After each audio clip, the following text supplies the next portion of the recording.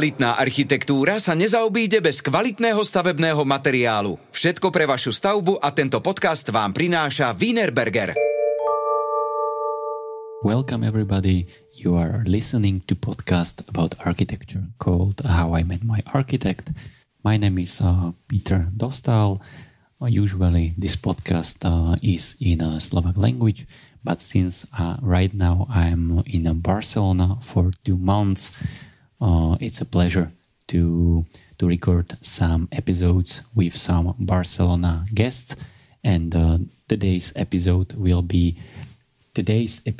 is unique. We will be talking only about one house called Casa Gomis. I'm sitting in a garden of Casa Gomis with Marita Gomis, one of the 6 siblings of Ricardo Gomis who built the house during 50s and 60s in 20th century. So welcome, Marita. Hello, Peter. Let me make a short introduction. Casa Gomis is a house located close to Barcelona. This house is registered in Iconic Houses platform, and the house was designed by Catalan architect Antoni Bonet Castellana. You could know this architect like a designer of a butterfly chair, for example, but he designed a lot of architecture. So I think we can start very slowly with the history of the house, which is closely connected with the history of your family. So Marita, please, you can start from the beginning. Up to recent times, the house has been mostly known as La Ricarda. La Ricarda is the name of the estate where the house is situated. And that estate has belonged to my mother's family for over 100 years. And the name comes from the lake that is within the estate, which is called La Ricarda. When my parents decided to build a house of their own where they could put up all the ideas they had of how to live in relation to nature, they had 2 main choices to make. The first one was where. Now, this estate, as I was saying, has been in the hands of my mother's family, and my mother had a plot of land the same as her brothers and sisters. So it was a place of reference for her. There were already other houses belonging to her brothers and sisters, and they decided to take that plot of land that belonged to my mother to build a house. The next choice was the architect. Now, the Gomis family, that's my father's family, had been much involved in the avant-garde movements of the 1930s during the Second Republic. And that's why my father knew very well the architect Josep Lluís Sert, who was a very good friend of one of his eldest brothers. The architect of the Fundació Miró, but we are talking about the second half of the 1940s. In those days, Sert was in exile, was in the States. He was already at Harvard, I think. And it was no point of him having a project here in Barcelona. And it was through common friends of that period of the 30s that they got in touch with Antoni Bonet. He was more or less the same age as my parents. While he was a student of architecture in Barcelona, he had been working at the office of Sert Torres Clavé and Subirana. He was already designing pieces of furniture. And when he finished his studies in June 1936, he went to Paris to work at the office of Corbusier. And also when our architect Sert and architect La Casa had the commission of the Spanish government for the Spanish pavilion at the International Exhibition of Paris 37, Bonet was already there. They knew him. They knew he was a reliable person.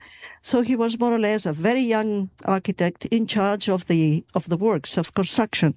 So it was a wonderful opportunity for him to meet the most emblematic artists of the mid-century, Picasso, Miró, Calder, all the artists that collaborated in the Spanish pavilion.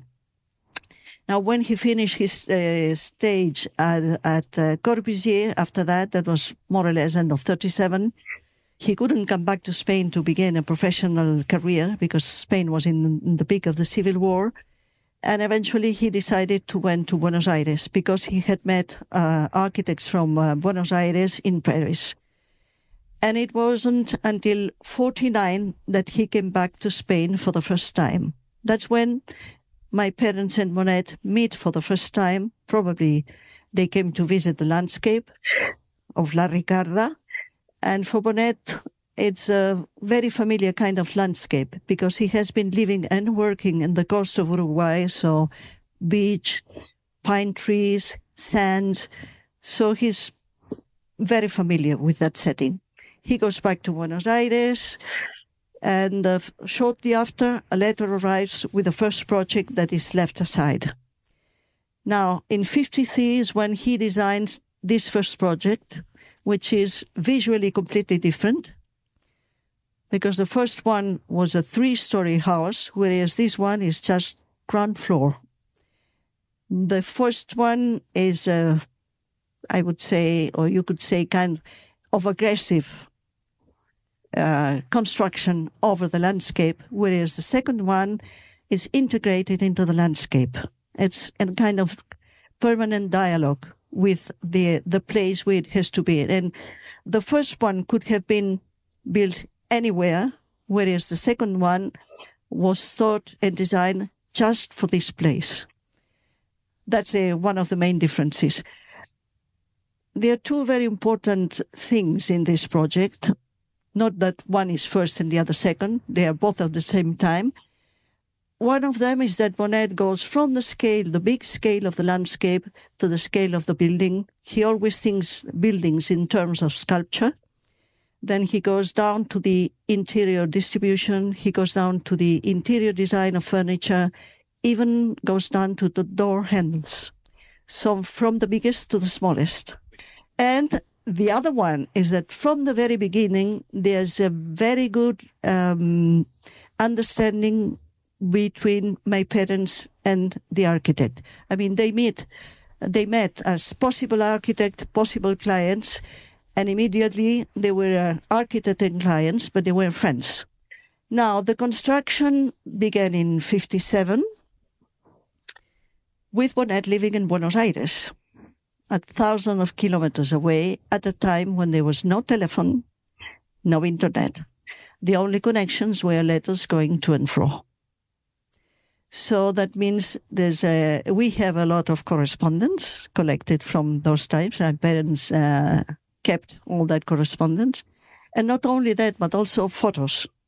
We remember my mother always with her Rolleiflex hanging and taking photos of how the house and her children were growing together. But apart from this more domestic, let's say, there were a father's second brother. My father was number 7 in a row of 9. Now, number 2, Joachim, was a very good photographer. He never devoted himself professionally, but at present his personal archive is deposited at the National Archive of Catalonia. Now, he was taking photos, more professional sort of one, so that Bonet at a distance could see visually how the house was growing. So you get letters, my father saying, we had put concrete on 2-3 valves, and it went with photos by his brother Joachim with the valves, with the concrete on top, and so on and so forth. Now, it was a very long construction, because it was very different from the type of construction in those days. Usually there was a tradition among builders that you did the walls and you put the roof, and once the roof was done, you celebrated if there had been no accidents and everybody was safe. Now this house works the other way around. Bonet had been working with valves in South America. But of course, at the beginning, you had sustaining walls to support the valve.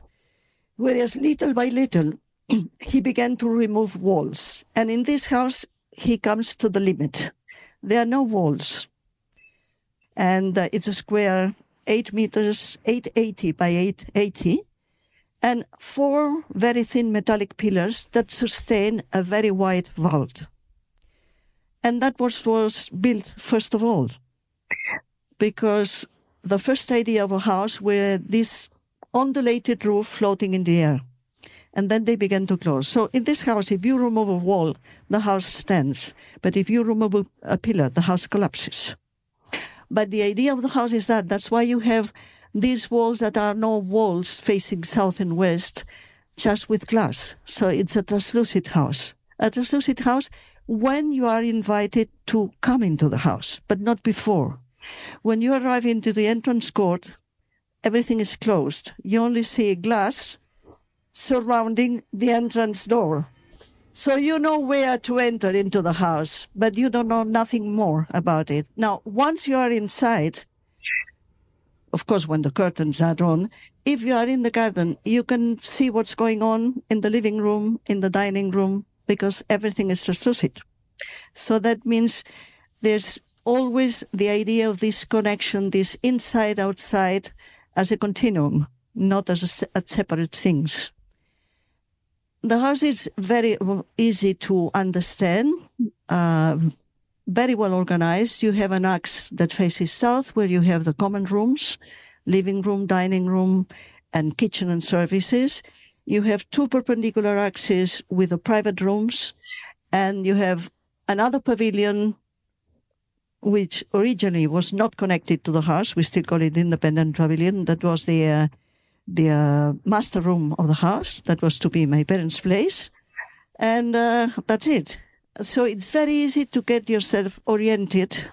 And that was one of the ideas of the house, to separate what is common places from private rooms. And this idea of respect to individuality and privacy, but to be able to share. In fact, there's a kind of little joke between us, the 6 siblings, that the house was the 7th brother, because there was so much talk about the house every day. And of course, all of us have been coming to the estate all our Sundays when we were children. We didn't have that house in those days, but we used to go to what we call the old house, the house that was already in the estate from the times of great-grandfather. So when the construction began, every single Sunday we would come to see the new house, how it was growing, and trying to participate some way or other. Of course, we were not allowed to put bricks, because probably the walls would have been a little twisted or something like that. But we had, some kind of little things to do. When we look at the space concept of the house, you already mentioned that it's kind of a pavilion concept. And there was like a separate bedroom for your parents. But you and your 5 other brothers and sisters, you were living in the own wing, let me say like this, long wing. Own pavilion, 6 small rooms next to each other. But how this affected your relationships? So we are very close together in age. And of course, we in the apartment in Barcelona, no one had an independent room. We were all sharing rooms. Whereas here, each one had his or her own room. We could share it with or change rooms now and then for one reason or another. But each one had his or her own one, because then there you had your books, your papers, and there was a wall with cork. And when we arrived into the house, one of the first things Mr. Gomis said to his siblings was, "Cork for you, walls for me." So on the cork, we could do all kinds of decorations, but we couldn't get anything on the walls. So that meant that in your room, in your cork, you could develop all your artistic ideas. There were very few rules, because if you have too many, no rule is applied. And that sense of privacy, independence, and common spaces, your freedom ends where the freedom of the next person begins. So that was quite clear. Let me ask you one important question, because during this history of your house, there was also the Franco dictatorship. And during that period, I read that this house and your father, Mr. Ricardo Gomis, he welcomed the intellectuals and the artists. Well, in fact, as I said before, my father's family were much related to or involved in the avant-garde movements of the 30s. In fact, his brother Joachim, the one who was a photographer, was one of the founders of a group called the Friends of the New Art. And they were also involved in a group of architecture. My father was involved in another group related to that, but he was more in music. And the idea was to bring music to places where there were not even orchestra, not even a music band, a brass band or so. I remember, or we all remember, they didn't have a social place. They were gathering in different houses and doing different sort of activities, maybe listening to music or organizing a kind of private small exhibition or bringing in a film that couldn't be shown in public places, this sort of thing. Or perhaps they would go by car across the border to visit someone. And of course, when this house was finished, it was outside of town. It was in a very discreet sort of place, and it was quite big. So we had here different gatherings, and with this group called Club 49, they did quite a number of things in this house. And as you have seen, it's quite a big living room. It's about over 150 square meters. So that means you can hold quite a number of people. And that's why it was easy to have gatherings here. I can see it was more connected with music than the paintings, but let me ask you if that time, if you had a chance to meet, for example, those people like Joan Miró or Pablo Picasso.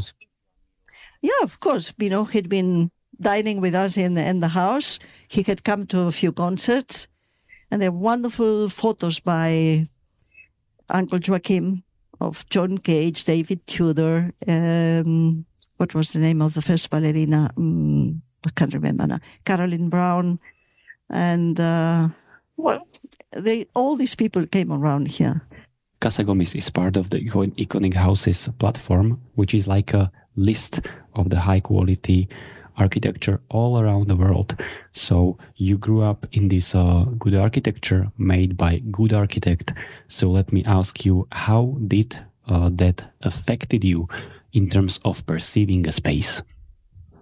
Well, when you grow up with a house at the same time, a house that your parents are so much involved with it, and you grow with the enthusiasm that they are having with this project, and you are part of this project and of their enthusiasm. So when the house was being built, and when we began to live in the house, of course we knew our house was very different from the houses of other uncles and aunties in the estate, but it was our house. Of course, we knew this house is full of light, and the other ones are more traditional with small windows. They were very dark. But it's only through the years that you began to take a distance and observe from the distance, and then you become aware of what that house represents, and of all that was done with so much interest and so much care, and everything was studied to the smallest detail. They were thinking about many, many things, and there were cost. Everything was really done in very detail and discussed, and so that was another thing that really, I think it's been something we learned without realizing that we were learning it, that everything was taken care of, and every decision was really had a lot of thought behind. I think it's more important what you learn from what you see, how things are done where you are living, than not if one tells you have to do this and that and that. And which space in the house is your the most favorite? Well, there are many places. I think each one of us has a special relation with what used to be his or her own room in one place. And there's the armchair where my mother used to sit, which is in the back corner, left corner of the living room. And from there, if the curtains are drawn, you have all the view of the garden. It's almost a 360 degrees view of the place. So please tell us now, what is the future about this house? Well, that's a very complicated story. 2013, just 10 years ago, that's when Natasha Drabe, the founder of Iconic Houses, came to visit us. And shortly after, we became members of Iconic Houses. It was, in fact, in those days, they were houses by Gaudí. Casa Milà, La Pedrera, Casa Batlló is also. Now it's Casa Vicens also.